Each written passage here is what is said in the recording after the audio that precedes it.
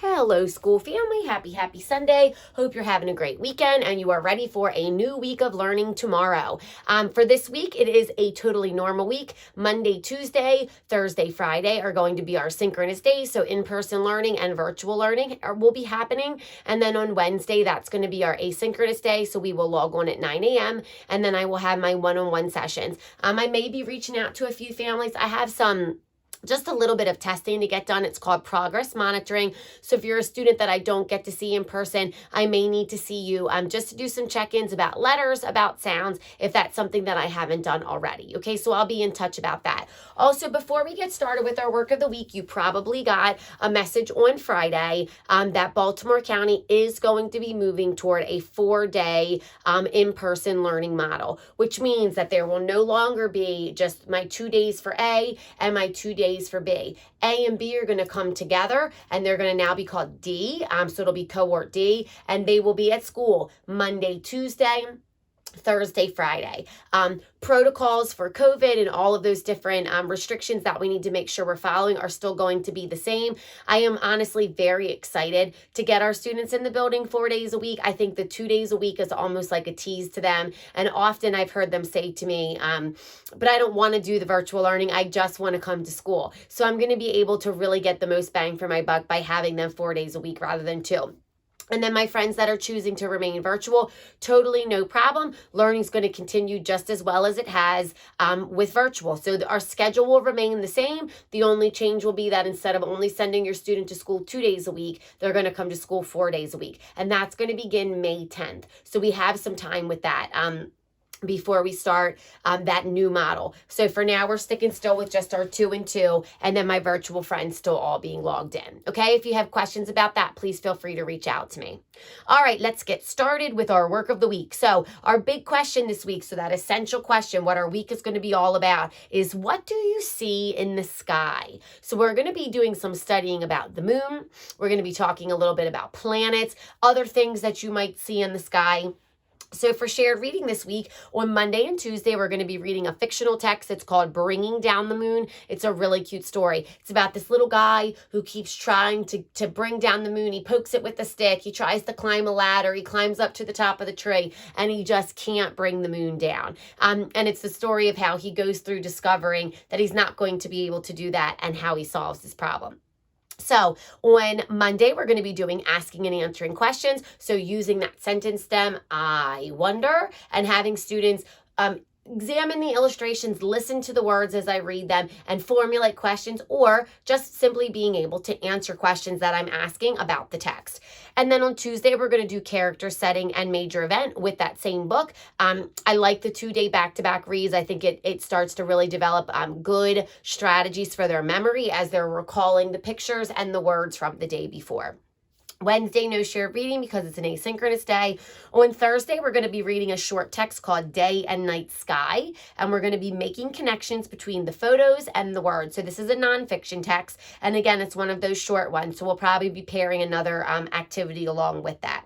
And then on Friday, we're going to do those interactive read aloud cards, and it's a nonfiction text called A View from the Moon. So we're going to be doing a little bit of more in-depth research about what exactly happens on the moon, who's been to the moon, what would we see if we went to the moon, and all of those kinds of details.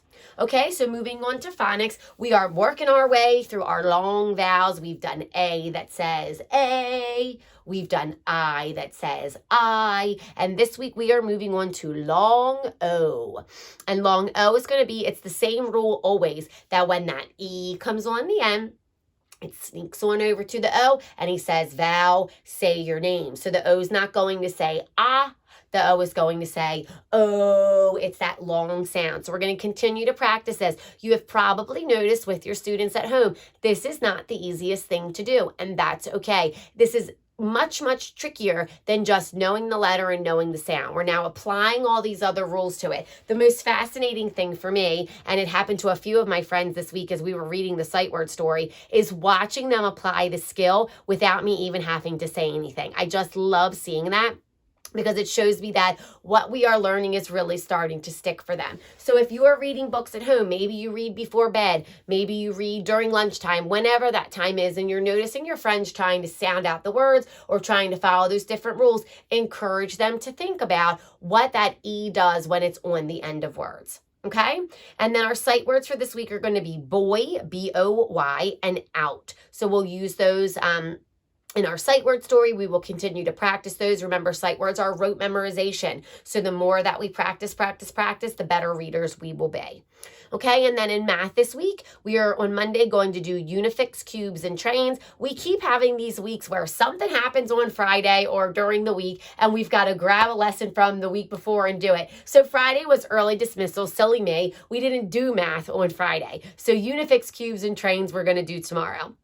On Tuesday, we're going to do a game called Fill It Up 5. No math on Wednesday. On Thursday, we're going to do number stations. And it's actually 2 days of a lesson put together. So we're going to explore and work with some different activities with number stations. And then on Friday, we're going to use this day to kind of stop and do a little bit of a review. We have so many different of those games that I can push out that I often send you guys in emails where the students can really truly just play on their own. We haven't done that in a while. The games recently have been ones where I'm the only one that's able to view them. So if I sent it to you, you wouldn't be able to open it. So it's important sometimes just to go back and grab some of those. And I think our students enjoy sometimes just doing that independent work instead of constantly just being listening and answering. So we're going to grab some of those various games that we've played over the last month or so and allow them to go back and choose the ones they want to play and just have some fun with that. Okay, and I think that is everything.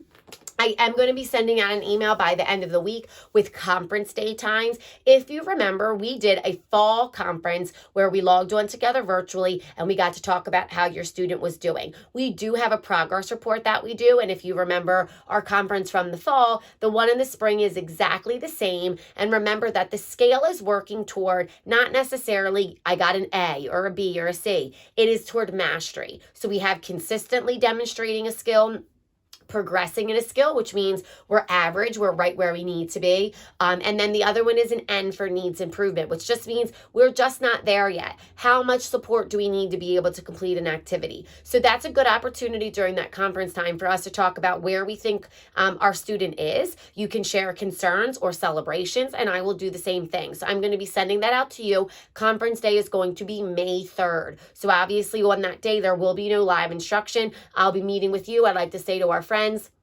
moms and dads have to come to school that day. And it'll only be a 15-minute segment where we meet. And if that date doesn't work for you, we can always get together and pick another day to make it work. Okay? If you have any questions, feel free to reach out. I'm going to go try and enjoy the rest of my Sunday before I have to go grocery shopping and do laundry, all those fun things. I hope you enjoy the rest of your day, and I will see you either tomorrow at 9:10 in person or logged in by 9:25. Have a great day. Mwah.